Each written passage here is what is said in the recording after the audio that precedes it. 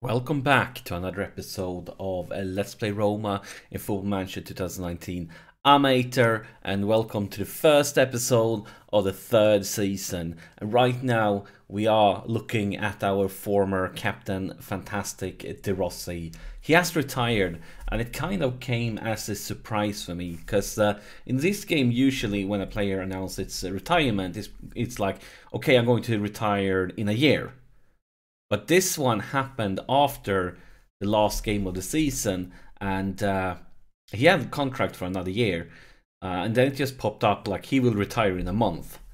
And of course we need to give him a moment because he's such a huge man in the modern Roma history. I mean, if you just go to history and look at this. Look at this. This is insane. Did like 20 years for the club. It's just like hats off to the man. What a champion. I mean, you don't see this often in modern football. And I want to actually show you one more thing. I want to show you the end he got in the club he loved. So I'm going to show you, because last episode, of course, ended the season, but it wasn't the last game. We had one game left to play, but there was no reason for me to show it because we already won the league. And I need to show you what happened in that game. So if we go to the schedule here and we move back to last season, and then we scroll all the way down to the last game, and this one happened. In his last game of the season, he scored a hat-trick during the first half. I mean, brilliant ending for a brilliant footballer. I mean, not only did he win the league, he ended things up scoring a hat-trick at home in front of all his at-home fans. Beautiful ending. But yeah, that's it. No more Captain Giallorossi for us. That brings us to this season, and a reminder: the first episode we ever had in this series was us versus Juventus in episode 1, and now history has repeated itself. Now in season 3 it begins all over the same way it began in the very first episode. We are playing Juve at home, and of course in the first episode of this series we got a really surprising win because I didn't expect us to win. I thought that Juve was huge favourites to win the league, but then we managed to get off to a brilliant start. We managed to beat them and we managed to win the league at the end. And talking about the league for this season, this is the season preview, and let's see, I'm blind. Yes, Juve are still favourites to win the league, and we are in second place. We look at whatever the media thinks. But now over to the transfers, and I had one big goal and I basically 2 backup goals. My main goal was to get a really good central defender in, and then of course if money allowed it, I was considering getting a better goalkeeper, and then the third choice was to get another striker, because I really want to have enough strikers to start playing with 2 strikers in some games, because I think it's going to be a lot of interesting potential tactics we can try that way. But it was a very disappointing transfer window. So this is basically the transfer history. No major signings or sellings at all. All the players are signed here. It's just youngsters for the future, and none of them will play. They are all, I believe, loaned out or are about to be loaned out. Maybe not Rakitic yet, but other guys is basically already loaned out. I was trying like a madman to get a central defender, and I made big offers. I mean, our transfer budget was around 50 mil. Now it's decreased a little bit because we signed those youngsters. And I was offering up to 70 million euros for good central defenders, like basically a payment plan, because of course we can't pay it all up. But it didn't matter who I tried to sign. I tried to sign a few of them, really promising, like even though I offered 70 million, no club agreed to release their players. And the only central defenders I could get was basically players that, I mean, if you look at my current ones, they were like kind of at the same level. Like for example, Fastio here. His weakness is of course his pace, big weakness, but at the same time strong at tackling, headling and so on. It was basically players at this level, more or less. There wouldn't have been like kind of any bigger changes to the team. and that was frustrating. So. And I didn't want to waste all the money because I knew that I still need a central defender, which meant I didn't want to risk spending a lot of money on a goalkeeper, a striker, and then finally finding a central defender and not being able to sign him. So that was very frustrating, and that's the reason we saved all the money. I guess we'll have to try to do another Schürrle, because as you might remember, we got him really cheap when he got transfer listed during the season. So we signed him during the January window for a really good price. I guess we'll have to hope for the same, like keep scouting every single good central defender, and then just pray to the Football Manager RNG gods that one of them gets transfer listed, and maybe we can bring somebody in during the January window. I did have a few offers with my players, but it was actually very few. And it was kind of weird. For example, I got 2 offers for Inda, both from Real Madrid. And as you can tell, he's worth 50 mil. He's really young, and he has a long contract. I mean, he's only 2020 right now. And they offered me, like, first he made an offer for like 30 million euros. Then made another one for like 35 million euros. Both had like some clausoles and bonus stuff. But I mean, if I'm going to sell him, it had to be like an offer for like 80, 90 million for me to consider it. Then like an offer of 35 mil, I just took it as a joke. Like, are they trying to, like, I'm not sure what they were up to. I felt like it was an insult, more or less. And the other guy that Arsenal tried to sign, and quite a few clubs are interested in, is Schick. As you can see here, all the clubs are interested in him. I mean, he's worth almost 60 mil, and the same with him. Like, Arsenal offered me like 30 mil and some close and I actually could considering selling Schick, because he's not that high in his finishing ability, but the most important, he is injury prone. And as you can see, I mean, he's injured right now. So if we would have gotten a good offer for like 80, 90 million, I would considering it. But I'm not selling him for 30 and some close souls. I felt like, yeah, I felt like it was basically that they were trying to like offend me or something. So we have more or less the same team as we had last season. De Rossi has retired, and that's basically it. The good thing for us is that we have had a very young team. And of course, this guy is just because all my backup strikers are injured. We are bringing in this 16-year-old. It was a regen that we got last season, so he will be on the bench. I mean, 16 and finishing, not too bad for a 16-year-old.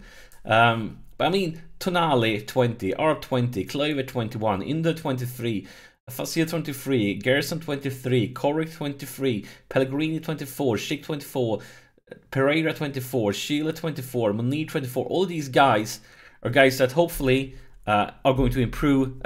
First off, they improved during last season. I mean, these that are 24 will probably slow down, but they improved during last season, and all these guys will keep on improving during this season, which means with all these young players, even if we don't sign anybody, hopefully the team gets a little bit stronger for every day that goes on, because we have so many young players that keeps on improving. But yeah, 2 injuries, of course. You know that we're going to have injuries. That's how we roll in this save. No matter what we do, we get injuries. But I've been talking for a long time now. I believe signed players are football, and of course, quite a few players are lacking match fitness. And of course, our 16-year-old need a number, because he haven't played for us before. I also have a lot of youngsters loaned out. I was considering maybe bring some of them in for this season, but that would mostly have been if I sold anybody. I believe that we could start in. But I have quite a few now that are loaned out to other Serie A clubs, and I have a big expectations on. And hopefully we're going to see 1 or 2 of them in my first team during next season. Now also I have recall options on all of them, so I might call them back early if we get injury problems, or sell somebody or something like that. And actually the transfer window is closing today, so there's still a potential that something could happen during the last few hours. That's a beautiful save by our goalkeeper, really important one there by Olsen. And yeah, first highlight to Juve. I think it's time to start focusing on this game, because we know how good Juve are. They have had kind of a bad season last year, and they're definitely going to be out for revenge. I think they sold Dybala during the transfer window for a crap ton of money, like 120 mil or something like that. I think we should take a look at that later on. Here is Inder into the box. And why didn't you pass? If you just would have passed, it would have been an open goal for Arp. My gosh, mate. Why? What I've done to deserve that? Get creative, guys. And another highlight that starts with Juve. Not bad, not good for my stomach at all. That should be no trouble for Fazio and Sossi. Inder with a very optimistic pass, but we managed to win it back. Pastore, Kluivert, going for Moreno for Kluivert, for Pellegrini. And that was a decent chance for Pellegrini. Actually, I'm really curious now. Let's pause it, go to Juve. Let's go for transfer histories. Yeah, they sold Dybala for 135 mil to Man City, so they are bathing in money right now. And it kind of didn't do any big signings. The loan Yemerson from Monaco, and they signed a Paulinho from Barcelona. So in my eyes, probably, I mean, they shouldn't be much stronger than last season, maybe even a bit weaker. But of course, they'll say that this game will punish me, so they're probably going to score right now. So focus, lads, focus. Whenever a highlight starts with you in possession, it always makes me nervous. And the cost on his Higuain. And of course, this happens. Of course, that always happens when I say things like that about my opponents. And of course, Higuain, he was loaned out to AC Milan during the first season, but he hadn't been playing for Juve both last season and this one. And yeah, not the start we wanted at home in front of our home fans.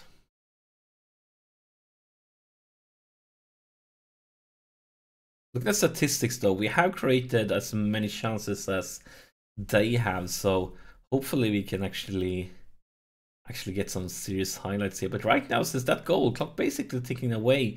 Not much going on, but here is Pellegrini with a corner. And here's Fazio, and it's clear by the goal line by Paulinho. Fazio for Inder. Inder all the way back to Pellegrini. I think he was going to try find somebody to take a shot, but no, Fazio. That's a big dribbler back for Nsossi, Pellegrini. Pastore. Fazio, where's this one heading? And that's it. I was hoping there's something going to happen, but no. Instead, we have Pastore here for Pellegrini. Fazio with a one-touch pass for Inder, and this time he passed for Arp, and that's the goal. Why didn't you do that the last time you had a similar chance? Inder, if you would have passed like that, Arp would have scored, and then we would have been in the lead right now, because that was kind of a similar situation. But that time he took a shot and Arp was inside the box, but now we passed and we are back in business just before halftime. Beautiful timing. Hopefully we can put some mental pressure on the Juve team. But that's a halftime whistle and we're definitely not pleased with this one. Take a look at some ratings here. 6.3, 6.5, 6.2. My gosh, 6.3. It's basically only 2 players on the team that can be happy with that first half. So we're clearly going to tell them that we are not pleased at all. And let's also go to the tactics screen and bring Nsossi a little bit higher up into the pitch. I want to try that. Also want to tell Schüller to ease off tackles. We don't want to have him sent off.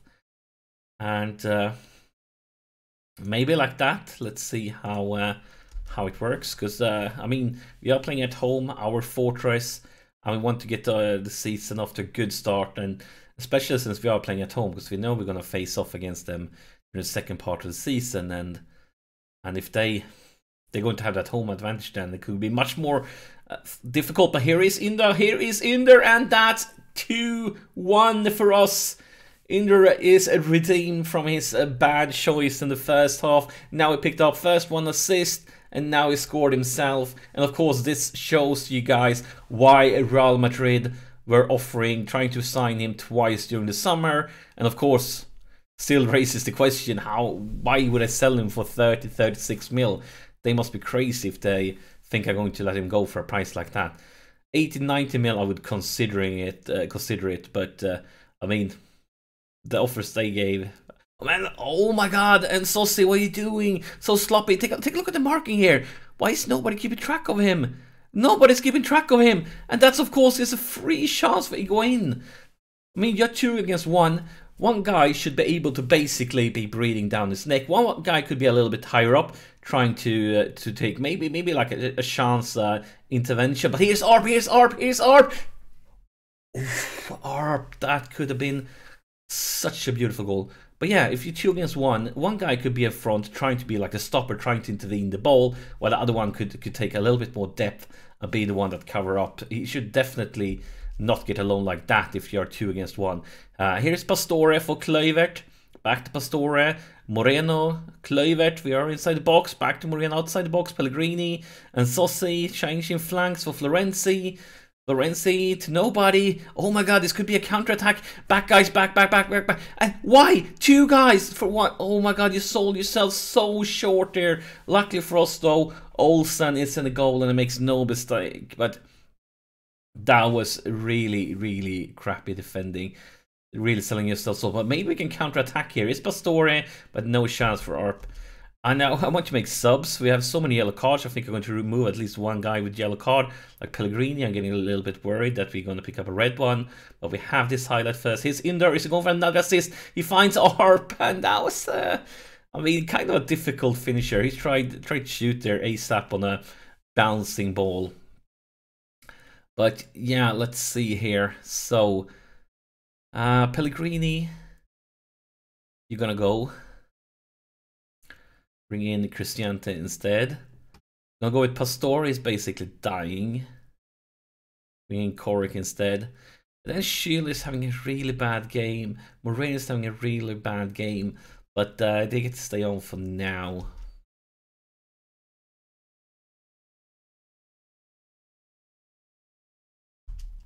And we have one last sub, 10 minutes play. Moreno's picked up a potential injury. He's definitely gonna go and bring in Kolarov.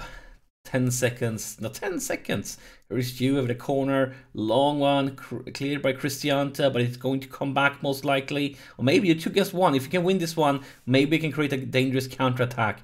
But then you need to try to actually win it back, not just jog around there. Kluivert for ARP. Can he win it? Yes, he can. ARP into the box. And, I mean, ARP has missed quite a few. Yes, he scored 1. But he has missed quite a few good chances here, and that could really come out costing us in the end. Because in important games like this one, you can't afford to throw away too many chances. And Schiele's quick one, he should be able to keep up with the Juve player, and yes, it does. It is a corner, still frustrating. Yeah, considering all those chances, we really can't afford miss chances like that against a team as Juve, and Korik has picked up a potential injury, which means, of course, we follow our tradition in this series with 2 injuries in one game. Actually, I think it's time to park the bus here, because we are playing really bad at the end. So let's just try to park the bus. Let's move you guys back. But yeah, of course, it wouldn't be this save if we didn't pick up 2 injuries in the first episode of a new season, wouldn't it? I mean, you would be disappointed with me if we came out of a game like this one injury free. But we are off to a good start. Not the best of games, definitely a lot of room for improvement. But we got 3 points. We got it versus Juve. That's what counts. And of course, as I said, the transfer window will close tonight. So in the next episode, you're going to get to know if anything happened during the last minute. So make sure to not miss that one. And if you like this series, please be kind to start this new season off by pressing the like button. Would really appreciate it. But then I'll see you in the next episode.